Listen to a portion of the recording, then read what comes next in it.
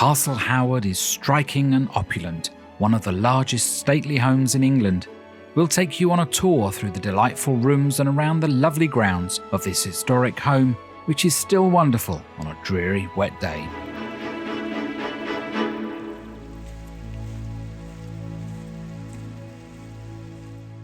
Castle Howard is situated just 15 miles northeast of York, right at the bottom of the North Yorkshire Moors. You can get a direct bus service from York in 55 minutes, we'll put a link in the description, or you can take a train to the nearest station, Malton, and get a taxi. For visiting information, opening times and prices, visit this website.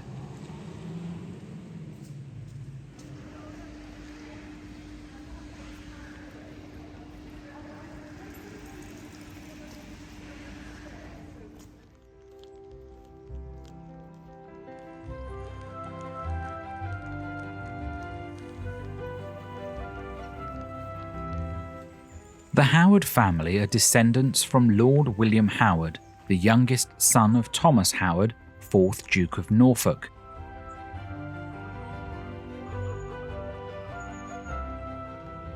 Building of this impressive home began in 1699, and 11 generations of the Howard family have lived here.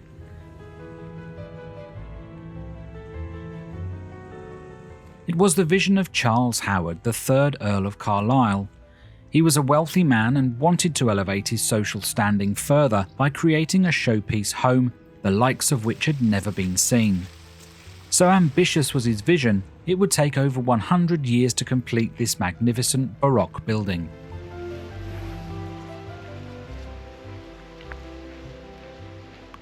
He enlisted his friend John Vanbrugh to design the building, even though surprisingly he had no architectural background at all.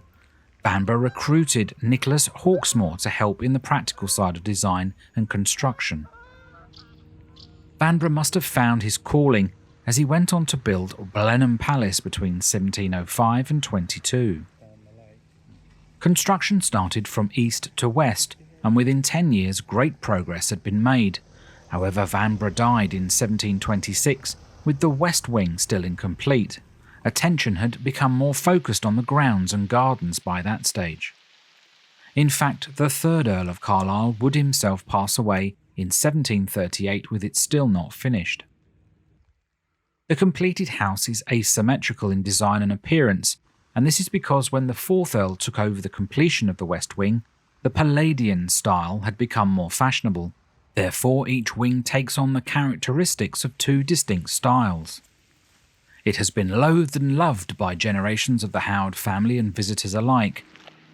The home was deemed complete in 1811, although a few aesthetic changes have been made since to try and improve the harmony of the two wings. Before we head inside to see the opulent rooms on show, let us take a walk around some of the grounds. If you don't wish to walk, then a buggy runs around the estate. We'll take the walk down to the lake.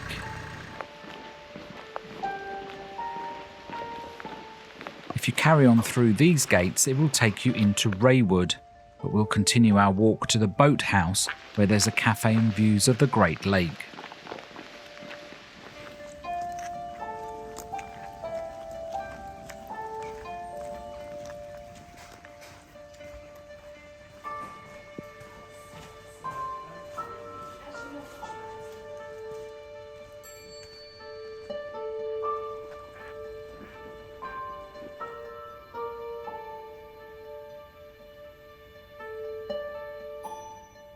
In the summer, visitors, weather permitting, can take boats out onto the Great Lake to watch the wildlife and enjoy spectacular views of the house.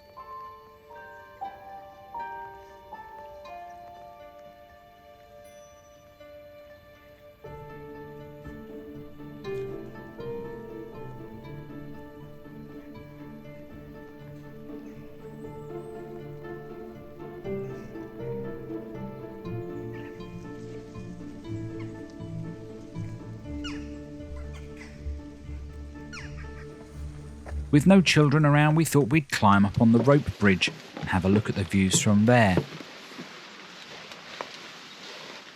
It was pretty wobbly.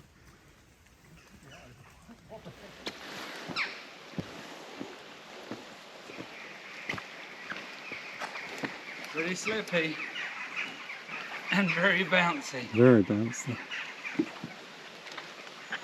There we go. We've made it to the island.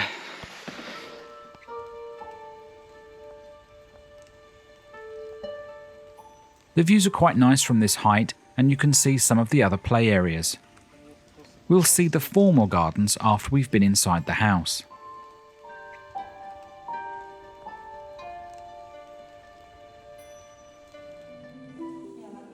We start our tour on the grand staircase in the west wing. Light floods in from the glass ceiling, catching the walls adorned with portraits of the early Earls of Carlisle, including Charles Howard.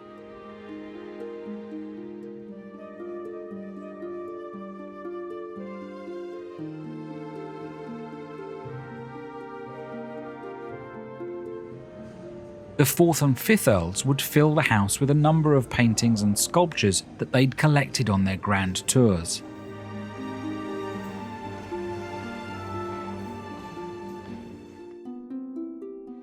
This painting is of the 3 daughters of the 3rd Earl, painted by Antonio Pellegrini. We will see more of his work shortly.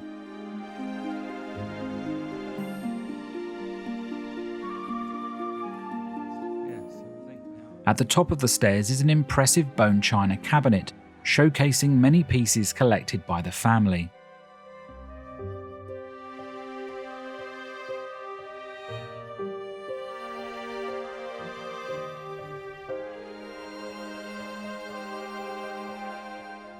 The West Wing bedrooms were closed for refurbishment work, so we continue along the antique passage. The 4th Earl collected large numbers of statues, and many still sit exactly where they were positioned on arrival at the home. In the 18th century, it was quite normal for a gentleman to finish his education by taking a grand tour of Europe. The 4th Earl would go to Italy twice, the second time in 1738, just after he had inherited Castle Howard and the title. It was on this visit that he started his collection. The statue of Fortuna, the Roman goddess of plenty, sits as if guarding the route along the antique passage. You may notice that she's had some repair work done on her hands, and whilst the head is ancient, it's unlikely to be the original.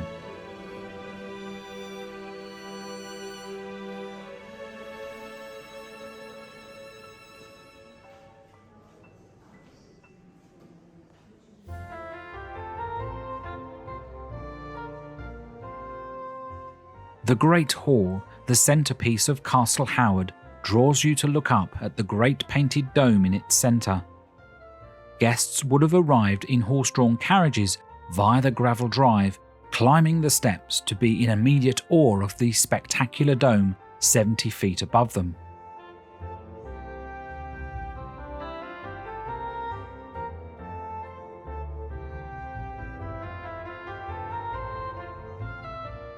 Nicholas Hawksmoor had worked with Sir Christopher Wren on St Paul's Cathedral, so must have taken inspiration from that for the design of this dome. The incredible arches that surround the hall were from the theatrical designs of Vanbrugh. The 3rd Earl commissioned Antonio Pellegrini to create the incredible wall and dome paintings.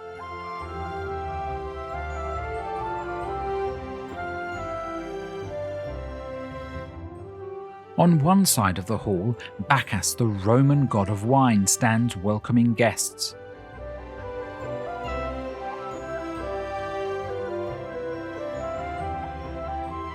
On the other is the fireplace. The figure above is Vulcan, the Roman god of fire. Speaking of fire, sadly a great blaze ripped through the building in 1940 and the dome completely collapsed into the hall. It has been painstakingly recreated to Pellegrini's original.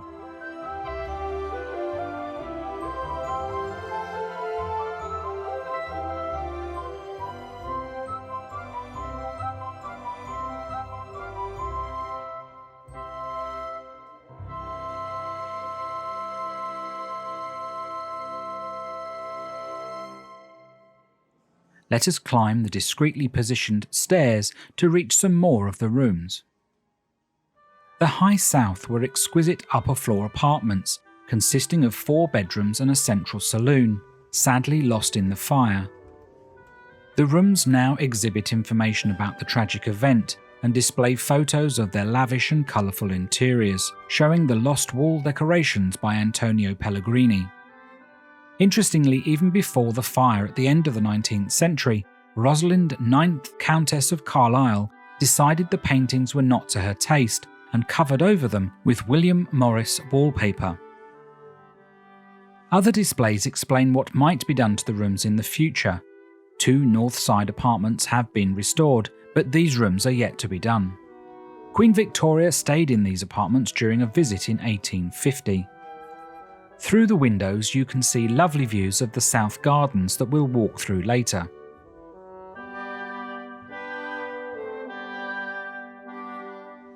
Heading back down the stairs of the Great Hall, we can enjoy views seen by the guests as they may be headed for dinner.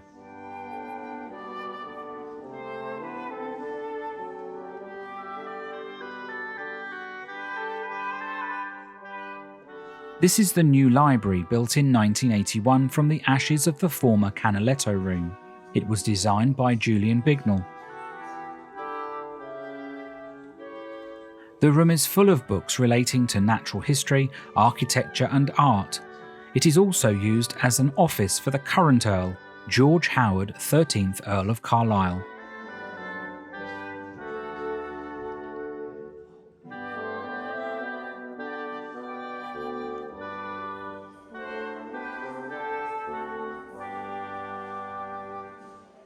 This next room displays information and costumes from the many films and TV adaptations that have used Castle Howard as their backdrops.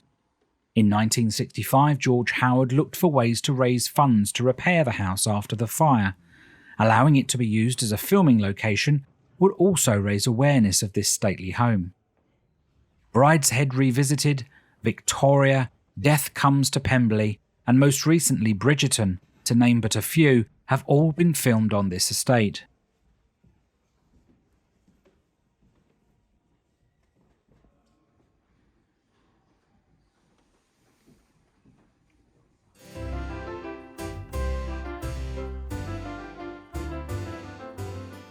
No stately home of the period would have been without a music room, and the one at Castle Howard does not disappoint, with no less than 2 pianos in the room, both built by Broadwood and Sons in the early 19th century. The walls are full of spectacular artwork.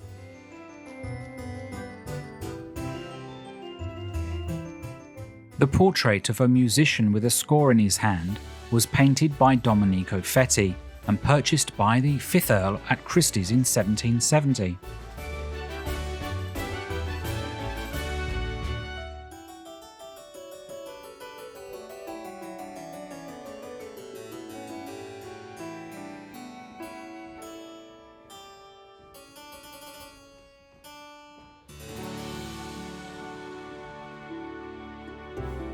We are now in the Crimson Dining Room, still occasionally used for very special events by the family.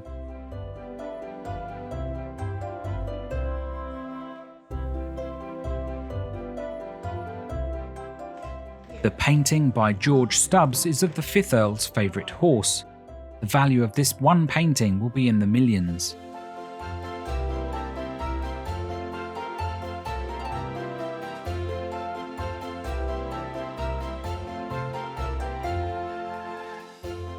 Here we see a number of paintings by Bernardo Bellotti, whose uncle was the famous painter Canaletto. In the painting, we see the harbour of San Marco, Venice, on Ascension Day. Bellotti's signature was always a monkey, and you can see it here on the gondola. The 4th Earl acquired this and almost 50 other Venetian paintings on his grand tour. Most of the food served at this table over the centuries came from the walled garden on the estate. We'll see that later.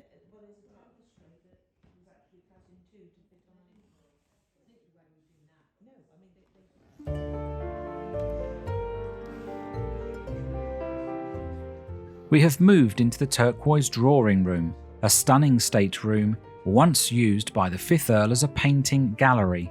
Family portraits now fill the walls.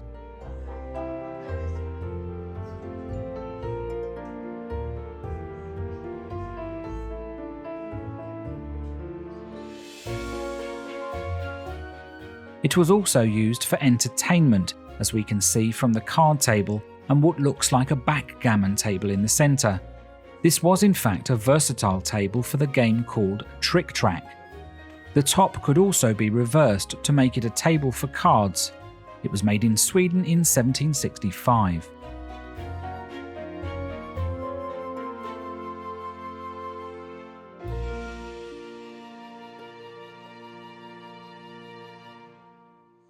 We passed through the museum room in the Palladian West Wing.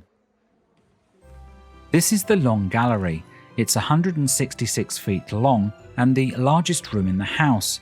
It was completed in the 19th century, around 1810, from the designs of Charles Heathcote Tatum.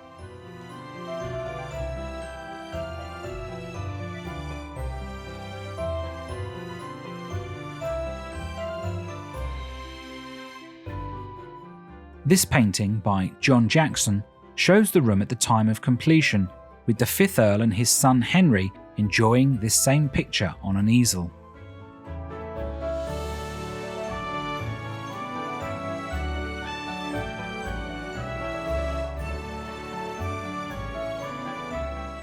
Halfway down is the octagon. These cabinets are full of books, a library that was inherited by the family and needed a place to live.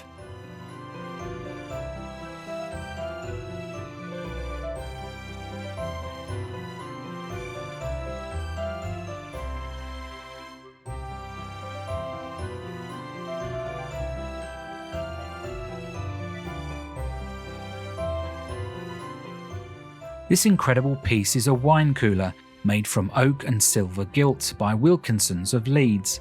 Topping it is the Howard family lion. The 11th Earl lost his seat in Parliament following the 1841 general election, and this was presented to him as a commiseration prize paid for by a number of subscribers.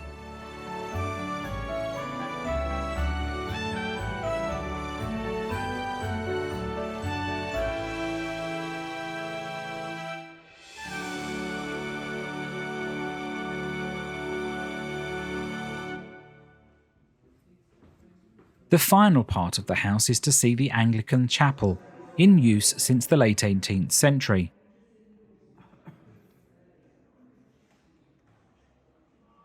It was remodelled in the 19th century to create these wonderful Victorian features based on the arts and crafts style.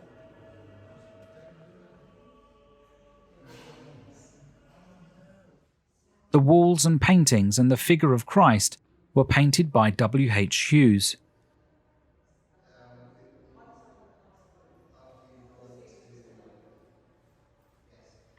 Edward Burne-Jones designed the stained glass windows, which were then made by Morris & Co. in 1872.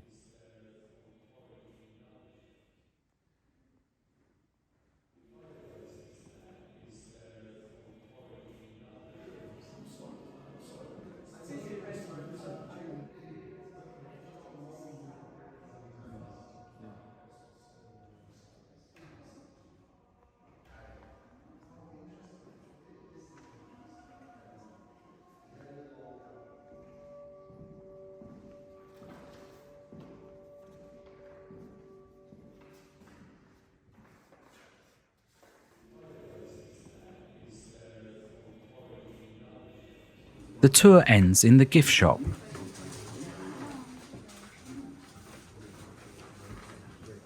We have now moved outside, past the boar statue, into the very wet grounds to have a look at more of the gardens. We won't be seeing everything because the weather was just horrible at times.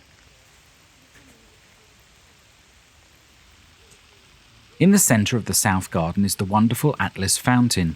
You will remember we saw it from the windows of the High South. The fountain was created by William Andrews Nesfield for the 7th Earl in 1850. Nesfield was a landscape gardener. Around the Atlas are sea gods, carved by the sculptor John Thomas.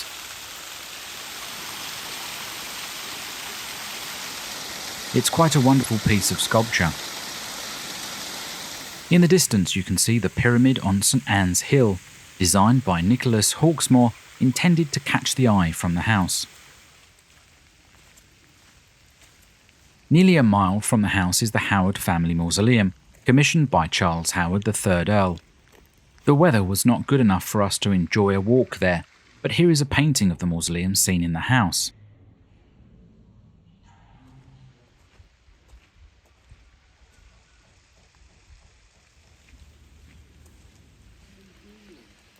The walled garden is a peaceful haven to walk and enjoy the lovely borders, clipped hedging and water features.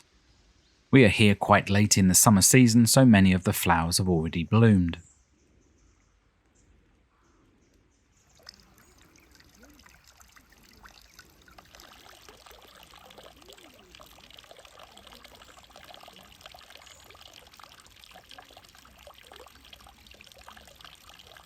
It is also here you can find fresh produce still being grown for the house and to sell in the farm shop in the Sundale Garden. Most likely not on the scale of the past, but still nice to see the tradition still being followed. It is an ornamental garden, so flowers intermingle with the growing vegetables.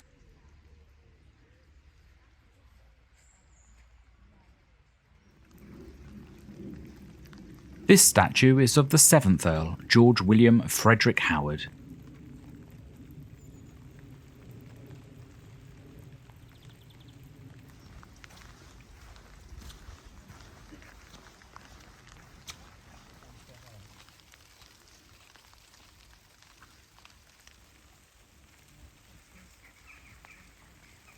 Let's look ahead to where we'll be in Yorkshire next time.